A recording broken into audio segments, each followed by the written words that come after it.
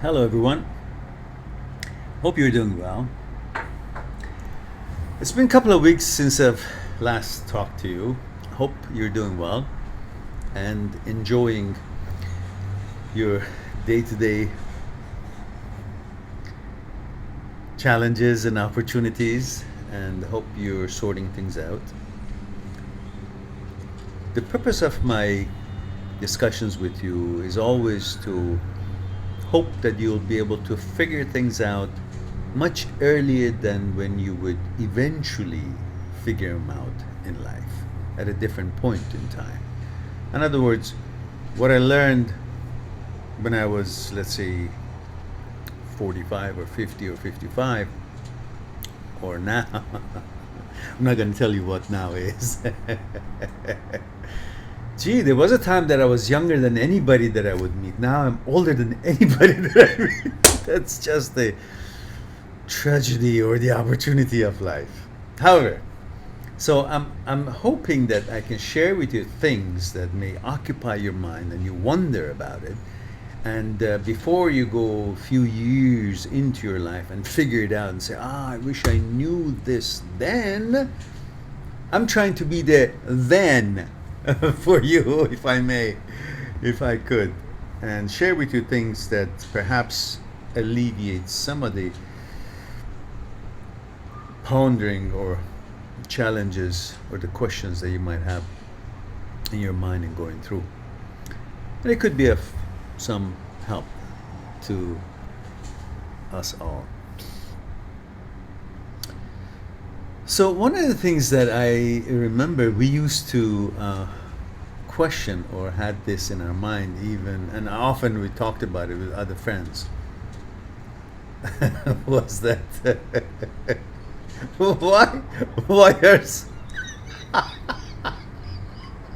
why why why are you why do you see so many beautiful girls going out with assholes with assholes, and then we couldn't figure out at least what we thought they were assholes, and there that was a big question because you could see a gorgeous as beautiful as a full moon, everything, body shape, hair, eyes, hands, whatever you can say, physical attributes, like the heaven itself. And she was on a date or going out with this idiot whose manners and way of whole persona was screaming that I'm an asshole. And sure it was. When you would examine it closer, you would see, yes, definitely, he was an asshole. So the question was always, why so many beautiful girls end up going with such people? And the answer is not just one, it could be two. One, that the girl itself is an asshole. So bird of the feather fly together. So that we can't help that, you know. That could be whatever it was. And and the other is the one that I want to talk to you about, that perhaps sheds some light that why some people, regardless of look, they end up, yeah, could be very beautiful and end up with people of totally different character than most of us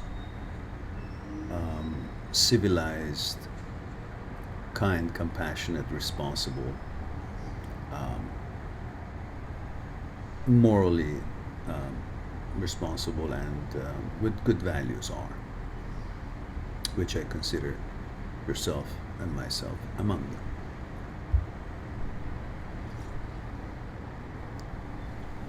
Some of the things that we would be able to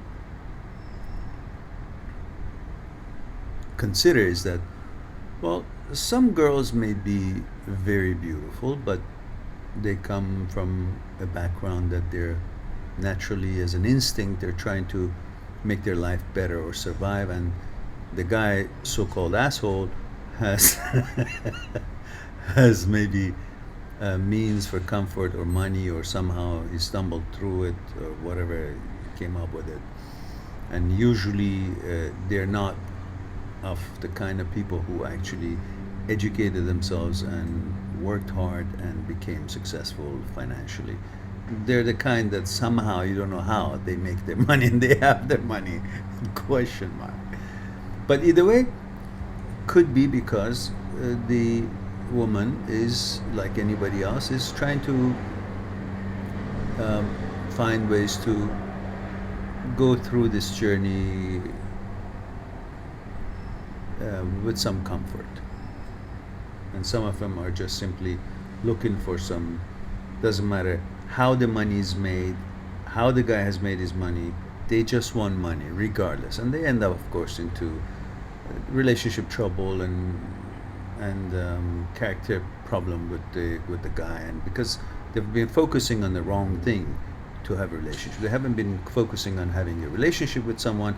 They've been focusing to be able to have a situation where they could be financially comfortable. So they thought they can handle it regardless of what the guys, or maybe their criteria, on top of the list of their criteria was money. So they get what they aim for, and it's up to them. However, but the other psychological roots that I can share with you tonight, which is of more serious nature of the other two that we just discussed, why many pretty girls, you see them with the kind of people that you and I are definitely not. I hope we're not. I know we're not. It goes back to conditioning. If you notice, ever since we were a child, whether we are boy or girl, we all go through the same stuff. We've always faced with this challenge of we have to be better. We have to be compared to someone else. We had to be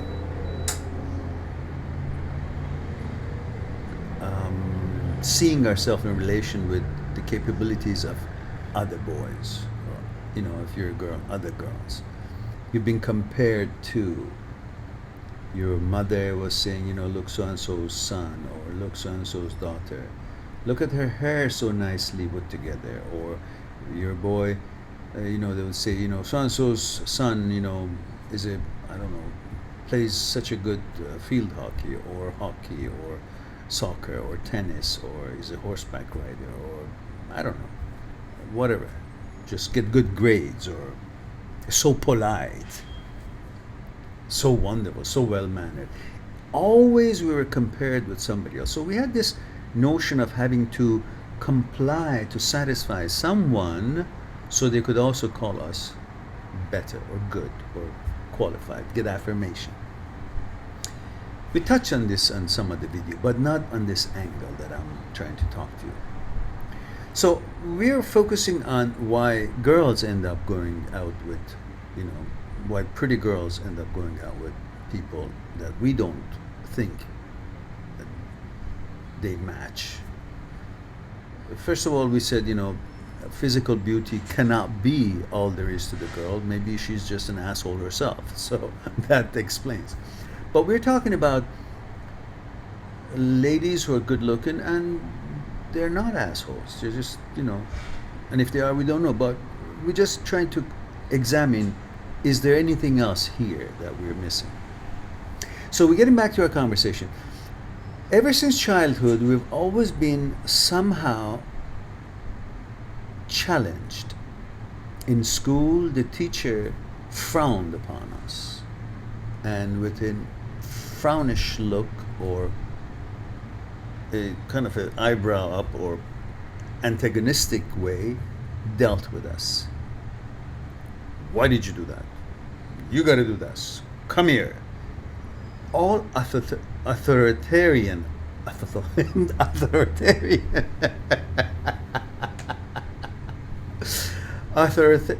that in a way they spoke with us was dominating and controlling.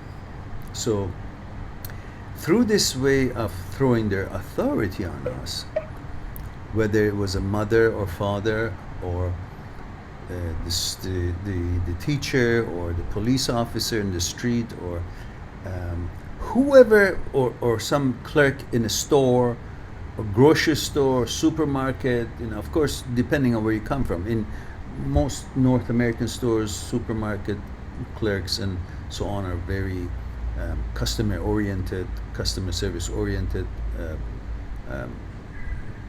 well mannered, and trying to serve their customers. But where I was raised, and many of other people around the world raised in maybe, I don't know, different countries, that they may also share with what I'm saying, that not all clerks in the stores were customer service oriented. So if they didn't have something, they say, "Oh, go, I don't have it. Come back later," or whatever. Get out of here. Something. Different cultures, different manners. But so getting back to our story, since childhood we've been frowned upon. We've been expected to be something. We've been expected to search and request or try to do our best to get affirmation from the mother, from the father, from the older siblings, from the teachers, from the police officer, from the clerk in the street, from anybody who was older than we were.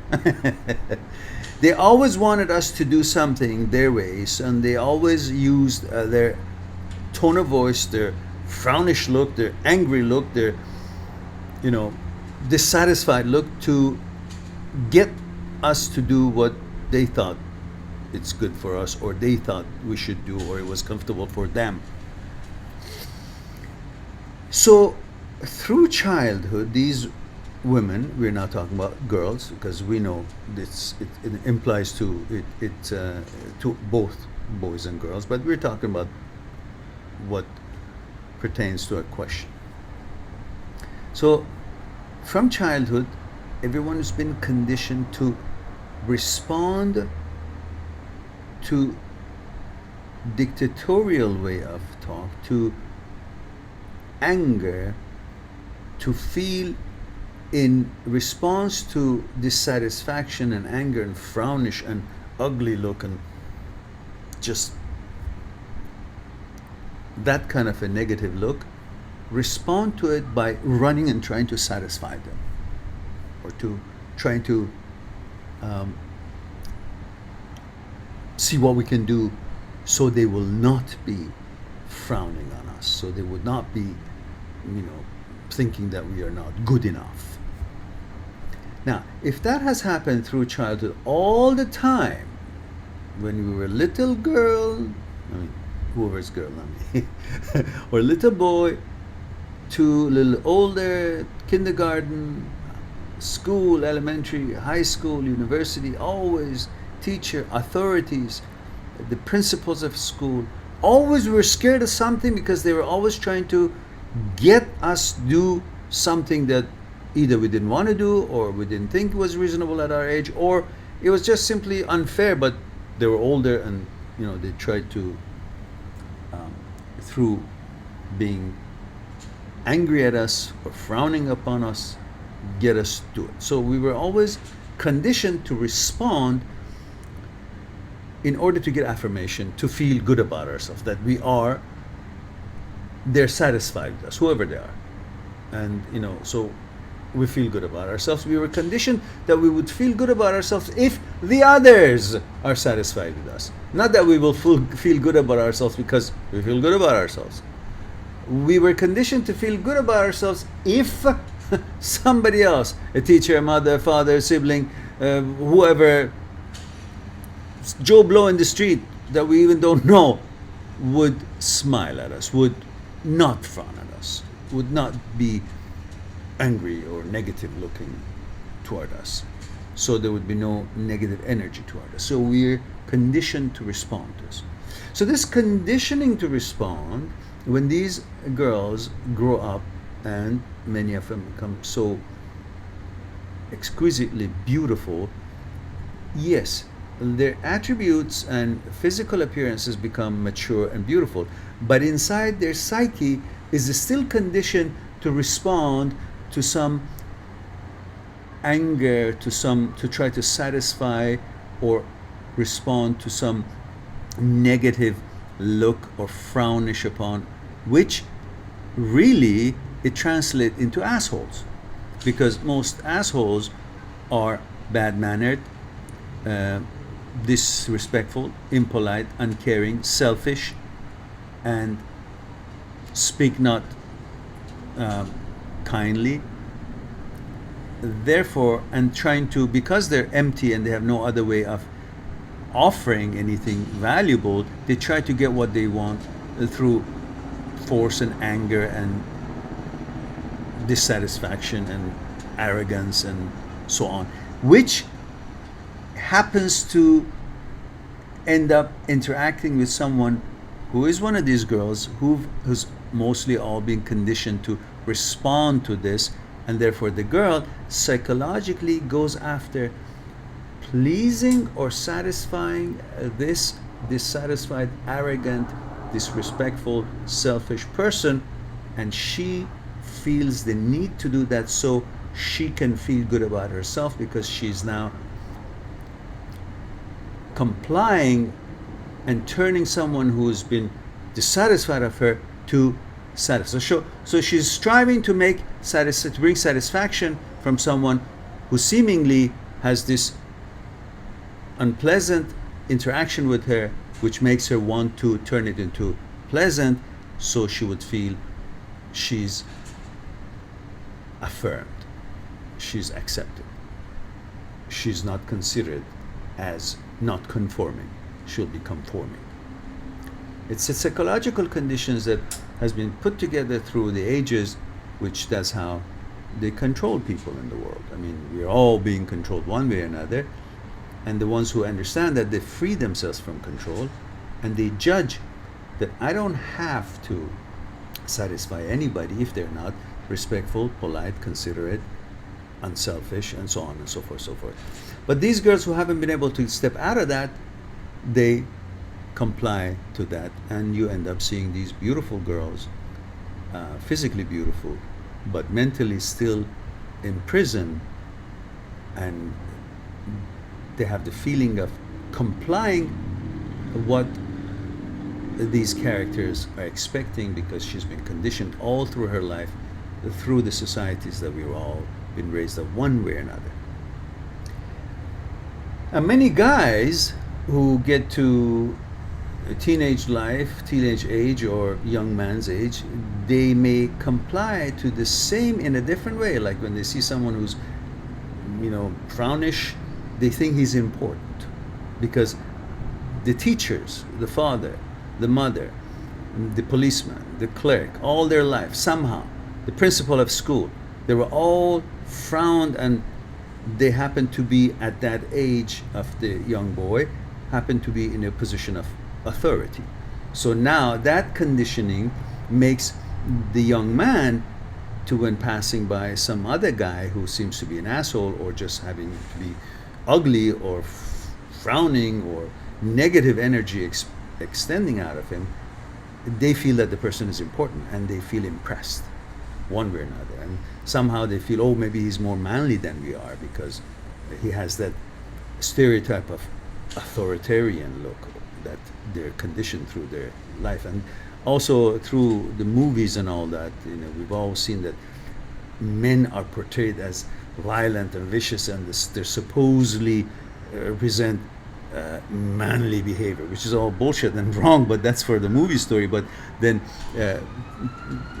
young men, or teenagers or kids, get the wrong message from it, and they think that's supposed to be how a man should look: ugly, or frownish, or negative, or selfish, or bad-mannered, stuff like that. So they get impressed when they see someone with that kind of a representation of facial expression.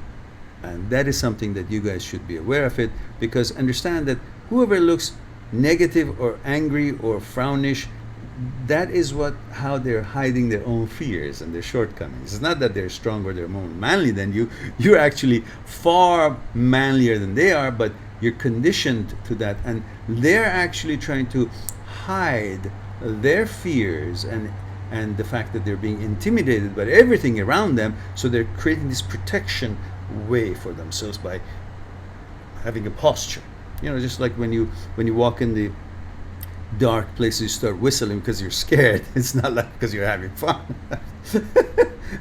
So these people are feeling inferior to you and the environment around them and many other things, and they have their own fears and shortcomings and inferiorities, and so they try to defend themselves or kind of counter that by creating this ugly look or negative look or this supposedly serious look or frownish look, so they can create that importance to themselves, because they themselves remember whoever in their life impressed them in their childhood, teachers and so on, they always looked like this. So they now think if they behave selfishly or arrogantly or they look negatively, the others may give way to them.